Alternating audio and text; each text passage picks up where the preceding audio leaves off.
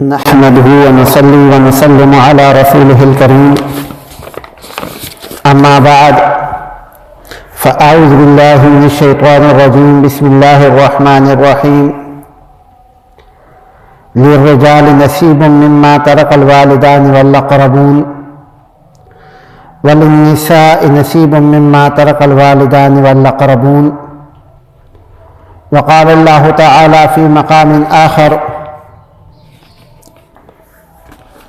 من عمل صالحا من ذكر أو أنثى وهو مؤمن فلنحيينه حياة طيبة. وقال النبي صلى الله عليه وسلم: تركت فيكم أمرين، كتاب الله وسنتي، أو كما قال عليه الصلاة والسلام. صدق الله العظيم وصدق رسوله النبي الكريم.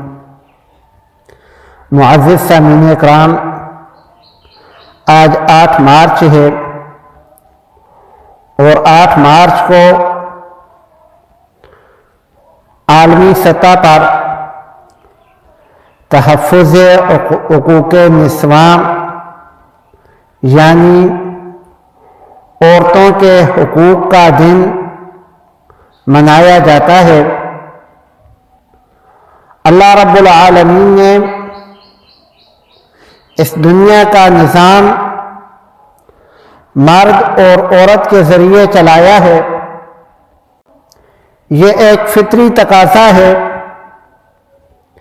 کہ جہاں پر بھی ایک سے زیادہ انسان جمع ہوتے ہیں،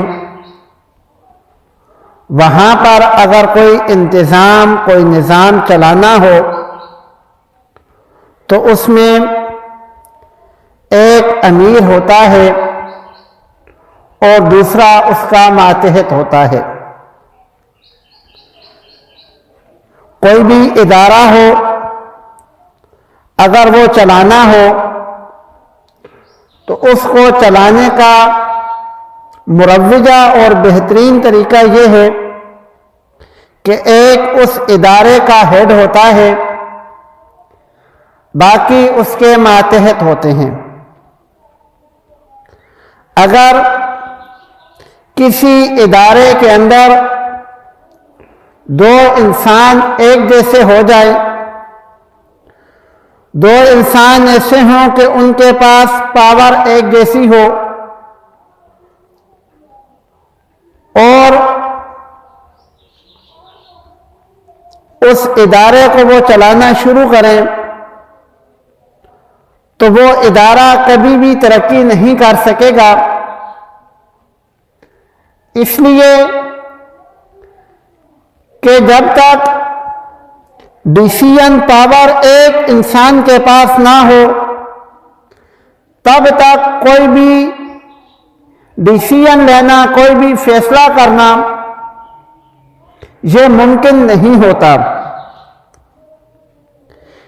اسی طرح ہمارے گھر ہیں، ایک ادارے کی طرح ہیں۔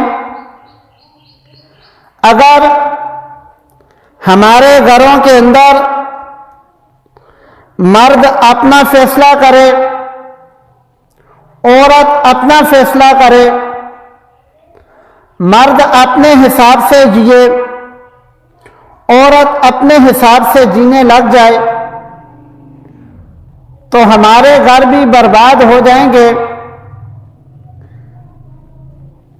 اور یہی بات اللہ رب العالمین نے قرآن مجید میں بھی سمجھائی ہے: الرجال قوامون علی النساء۔ اللہ رب العالمین نے مردوں کو عورتوں سے مضبوط بنایا ہے۔ اگر اللہ رب العالمین چاہتے تو دونوں کو برابر کی طاقت، دونوں کو برابر کی قوت، دونوں کو برابر کا ذہن، دونوں کے اندر برابر کی اہلیت، صلاحیت پیدا فرما سکتے تھے، لیکن فطرتاً اللہ رب العالمین نے عورت کی فطرت علیحدہ بنائی ہے اور مرد کی فطرت اللہ رب العالمین نے علیحدہ بنائی ہے۔